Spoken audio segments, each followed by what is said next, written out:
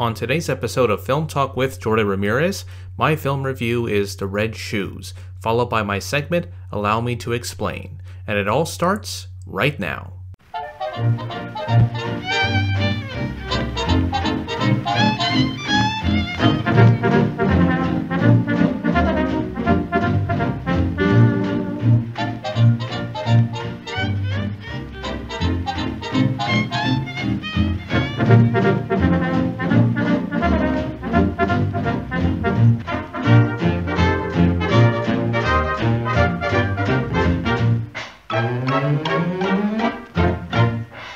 This is Jordan Ramirez, and you are listening to Film Talk with Jordan Ramirez. And now, here is my latest film review. My film review for this episode is The Red Shoes, released in 1948, directed by Michael Powell and Emmerich Pressburger, starring Anton Walbrook, Maura Shearer, and Marius Goring. Here is the synopsis of the film. Victoria Page, played by Maura Shearer, is a young ballerina dancer who is taken to be a part of the ballet theater company headed by the impresario Boris Lermontov, played by Anton Walbrook. Lermontov is a cold-hearted impresario who shows no love or emotion, and as Lady Neston, that's Victoria's aunt, put it, he is an absolute brute. Victoria travels with the rest of the theater company along with the other members. Ivan Bolslawski, played by Robert Helpman, one of the theater dancers of this company, and Grisha Lubov, played by Leonid Massin, the eccentric choreographer who also provides the comic relief, Sergei Ratov, played by Albert Bosserman, the production and costume designer of the ballet for the theater company, and the young composer Julian Craster, played by Marius Goring. Lermontov decides that the next ballet for the company should be The Red Shoes by Hans Christian Andersen. Boris allows Julian to write the score for the ballet, and he gives the lead role to Victoria Page to make her into a star for his theater company. But during the rehearsal and production of this ballet, Julius and Victoria fall in love. The news even upsets Boris and prompts him to go on a jealous rage towards the both of them that would lead to his own self-destruction.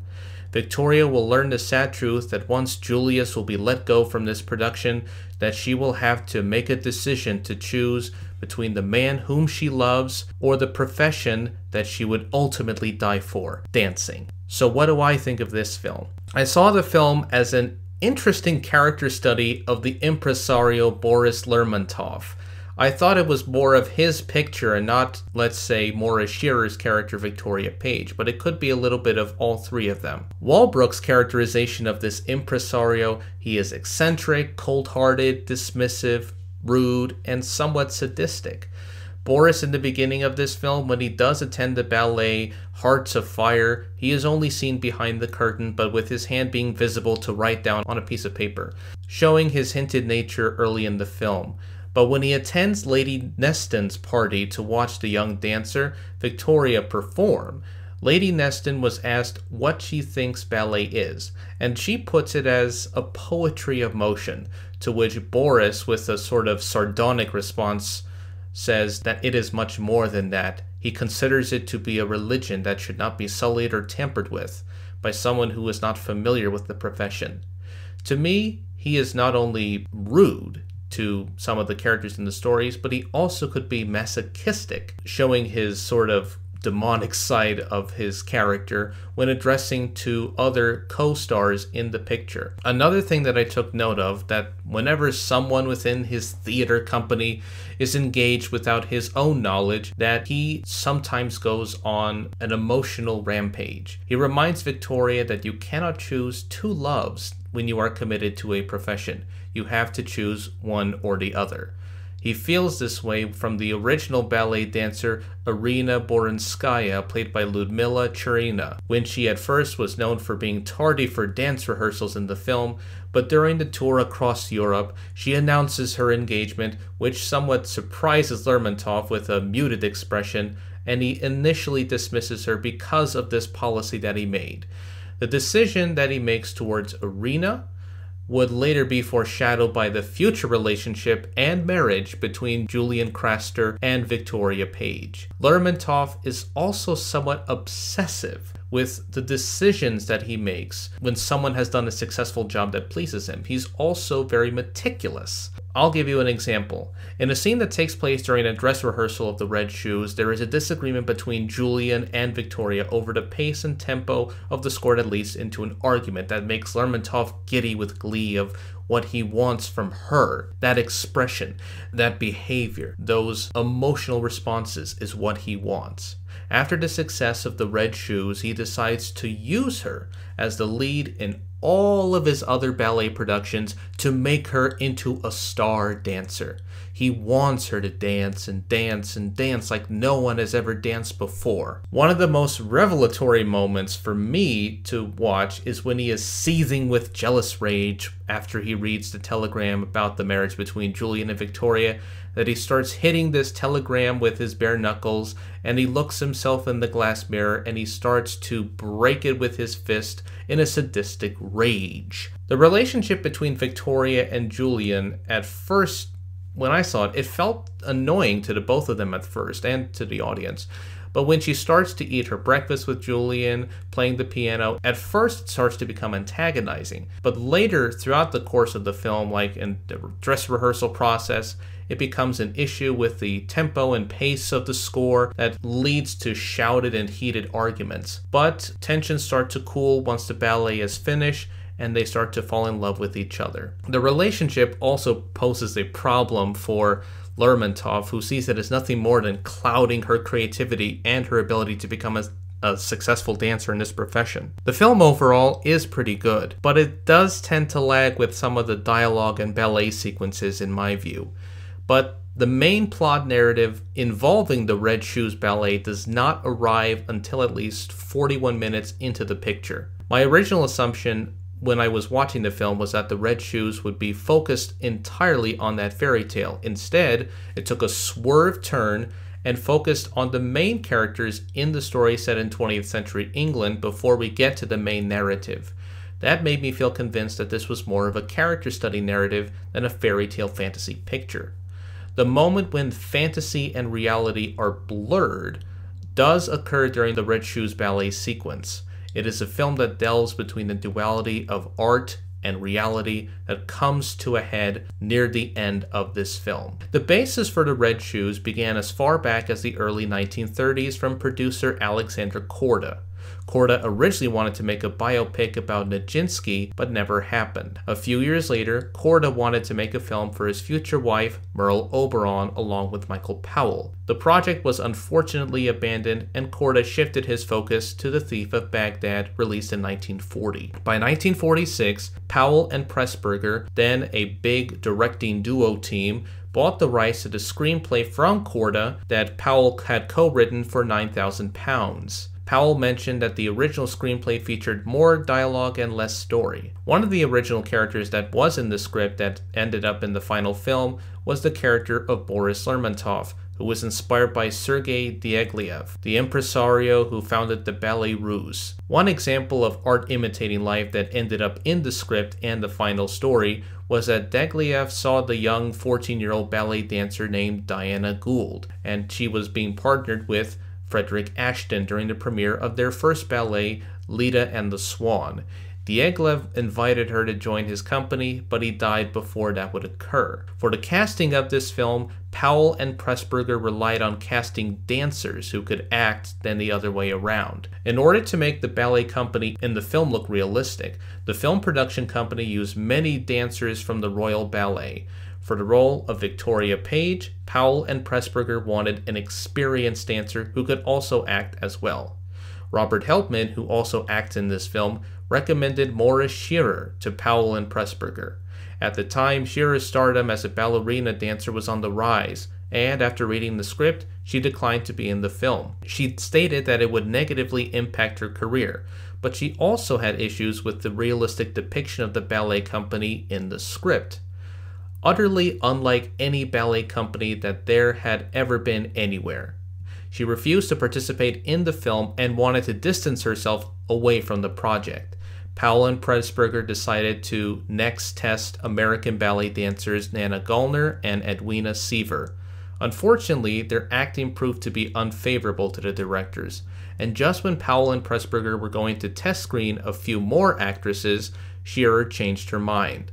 At the time, Shearer was a dancer at Sadler's Wells Dance Company under the guidance of Ninette de Valois.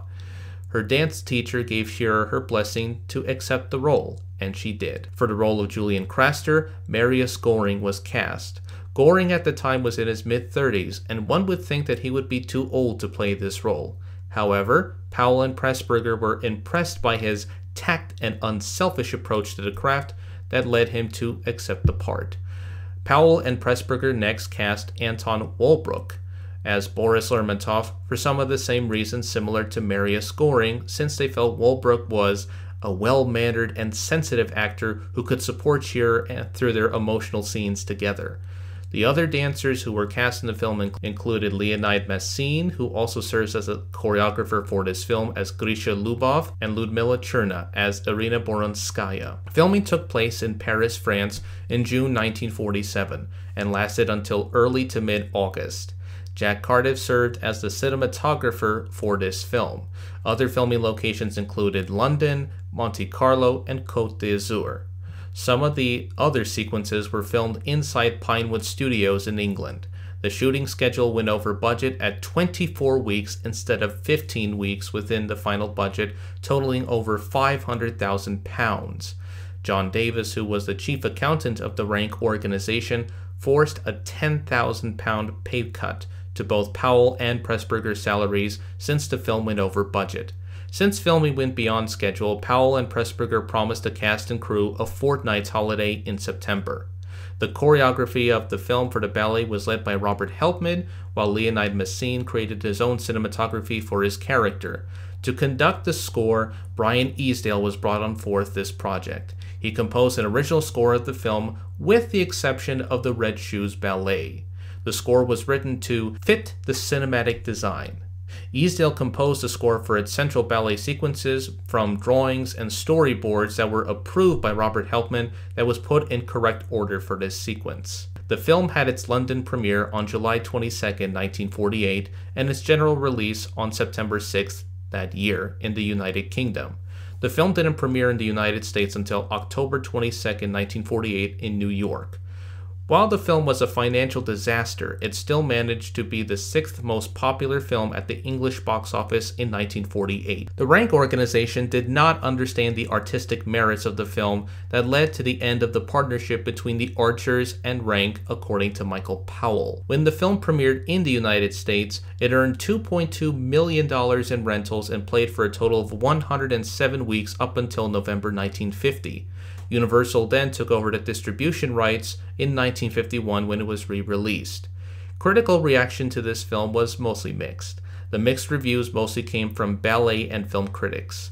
When the film was released in the UK, some critics took aim at the directors Michael Powell and Emmerich Pressburger for the film being un-British, though there were other critics who praised the film for being experimental or pleasurable to the mainstream audience. Critical reception in the United States was much more positive since it gained mainstream attention at the US art house circuit. The Red Shoes would receive several accolades, including 5 Academy Award nominations, and ended up winning 2 for Best Art Direction and Best Original Score.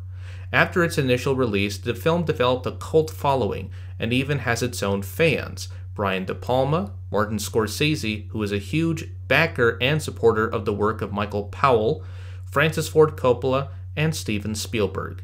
Scorsese's nonprofit organization, the Film Foundation, along with UCLA Film and Television Archive, restored the film in the 2000s decade.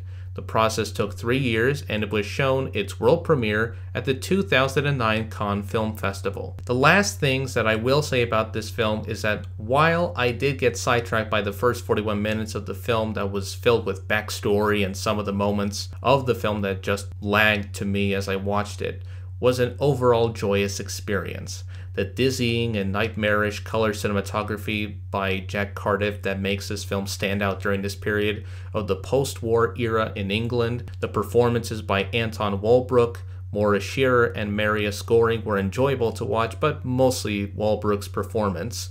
The direction by Powell and Pressburger, and the choreography by Leonid Massine and Robert Helpman are also fun to watch as well. We will be right back with Allow Me to Explain. Last week, the disability rights movement mourned the loss of one of the most visibly spoken advocates and leaders when it comes to civil rights for people with disabilities. That person is Judith Heumann. She was 75 years old. So I thought that for those who have never heard of Judith Heumann, that I would go through her life story and what she accomplished and why her legacy will continue to move forward. It's time for Allow Me to Explain. To become acquainted with who Judith Heumann was and why she was a prominent figure in the disability community, we need to look at her life story and how she became known as the mother of the disability rights movement. Judith Heumann was born on December 18, 1947, in Philadelphia, Pennsylvania. When she was 2 years old, she was diagnosed with polio that would make her vulnerable to walk. When she was a child, her parents were told that their daughter needed to be institutionalized, but fought back to have Judith enrolled in school after the school principal deemed her a fire hazard. The outcome of this was that she would be relegated to being homeschooled with a visit from the teacher for an hour twice a week. Joseph Shapiro, author of the work No Pity, described Judith's struggle afterwards. Heumann's mother knew this was not a real education. Besides, her daughter was isolated and not making friends. Ilsa Heumann became a battler, emboldened by small victories, who fought to get Judy into a regular school. Judith eventually attended a school for disabled children, which was not a positive outcome, but at least she was no longer isolated. When she was of age to enter high school, Judith and her mother saw another opportunity to reach their goal to overcome another victory. Shapiro. It was a city policy that when children in wheelchairs reached high school age, they would return to their families for home instruction. Banding together with other parents, Ilsa Heumann brought enough pressure on the school board that it reversed the policy. Judy Heumann entered high school in 1961, a time she remembers for the parallel efforts of Black Americans to force their way into closed institutions. Once she completed school, Judith was denied her teaching license after her written and oral exams, but was unsuccessful on her medical exam. Judith sued the New York Board of Education for their refusal of handing her a teaching license because of her disability. She won the lawsuit and became the first teacher with a disability in New York. The lawsuit coverage gained her national attention all throughout the country, and Judith Heumann was now seen as one of the most visible, heroic figures for people with disabilities. After her exposure on television and on print, in 1970, she and her friends founded the nonprofit organization Disabled in Action in New York. The organization focused on securing the protection of people with disabilities under civil rights laws through political protest. Judith Heumann's contributions that she was instrumental towards for the rights of people with disabilities included the Rehabilitation Act of 1973, the Individuals with Disabilities Education Act, the Americans with Disabilities Act, and the UN Convention of the Rights of Persons with Disabilities. In 1977, Joseph Califano, then the U.S. Secretary of Health, Education, and Welfare, declined to sign common-sense meaningful regulations for Section 504 of the Rehabilitation Act of 1973. Califano put out orders that there would be no medication or meals allowed inside the Hugh Federal Building as a way to force protesters out. The protesters received support from the Black Panther Party when one of their members, Brad Lomax, brought hot meals and snacks for their sit-in. The demonstrations took place in 10 U.S. cities on April 5, 1977, including the beginning of the 504 sit-in at the San Francisco office of the U.S. Department of Health, Education, and Welfare. The sit-in was organized by both Judith Heumann and Kitty Cohn for a total of 28 days. After the protests and days of public pressure, Joseph Califano signed two documents, the Education of All Handicapped Children and Section 504, on April 28, 1977. Her other contributions on behalf of the disability community include being a founding member of the Berkeley Center for Independent Living, the co-founder of the World Institute on Disability, also known as WID, in 1983 with Ed Roberts and Joan Leone, and serving on a number of nonprofit boards such as the American Association of People with Disabilities, the Disability Rights Education and Defense Fund, Humanity and Inclusion, Human Rights Watch, etc. Judith later served as the Assistant Secretary for the Office of Special Education and Rehabilitative Services in the Department of Education during the Clinton administration between 1993 to 2001. During the Obama presidency from 2010 to 2017, she was appointed as the first Special Advisor for International Disability Rights at the U.S. Department of State. From 2017 to 2019, Heumann was a senior fellow at the Ford Foundation.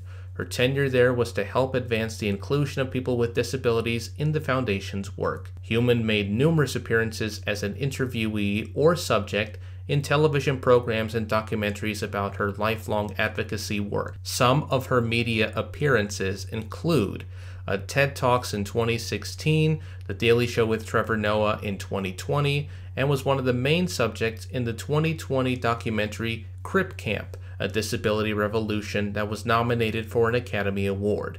She also wrote a memoir that was published in 2020, Being Human, an unrepentant memoir of a disability rights activist, and before her death was the host of her own podcast series, The Human Perspective. Judith Heumann will be missed, but her accomplishments and advocacy for people with disabilities will live on. And as a member of the disability community, I thank you for all that you have done. This has been Allow Me to Explain. On the next episode of Film Talk with Jordan Ramirez, a dark romantic comedy starring Walter Matthau and Elaine May, A New Leaf from 1971. That's coming up on Monday on the Film Talk with Jordan Ramirez minisode, airing this Monday at 12 p.m. on Anchor, Spotify, Google Podcasts, and Radio Public. You have been listening to Film Talk with Jordan Ramirez.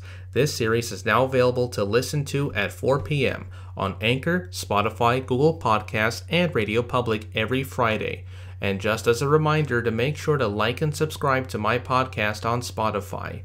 Make sure to go to my blog website at filmtalkwithjordanramirezpodcast.wordpress.com with my latest podcast episode on the page labeled Episodes. You can contact me on my social media feeds such as LinkedIn, Facebook, and Instagram. I am also available on Letterboxd if there is a film that you recommend that I would put for my next review. Make sure to submit it to my social media accounts, and until then, I'll see you at the movies.